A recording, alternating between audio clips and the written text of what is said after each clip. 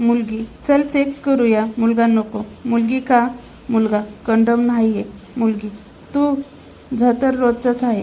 भोसरीच्या lamination करून घे बुल्याला तुझ्या. नवरा, आपल्याला उगाच मुलगी झाली, मुलगा व्हायला हवा होता. बायको, तुम्ही तर गप्प बसा. तुमच्या भरवशावर राहिले असते तर मुलगी पण नसती झाली.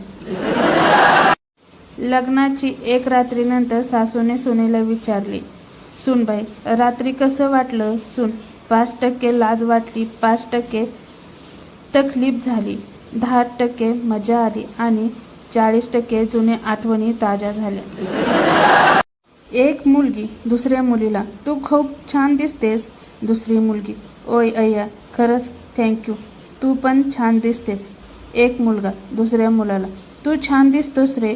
दुसरा मुलगा, मग काय झोतो का आता?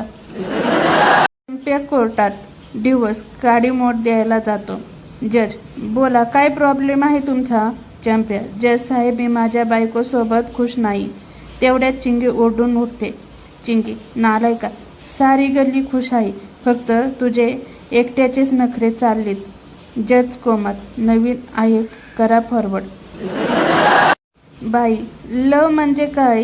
पिंट्या, यलला हातात धरून ओला दाबत फी मध्ये घालताना ई करून ओ आवाज येतो ना, त्याला लव म्हणतात. बाई, बाई शाळा सोडून बुधवार पेठेत कामाला गेली.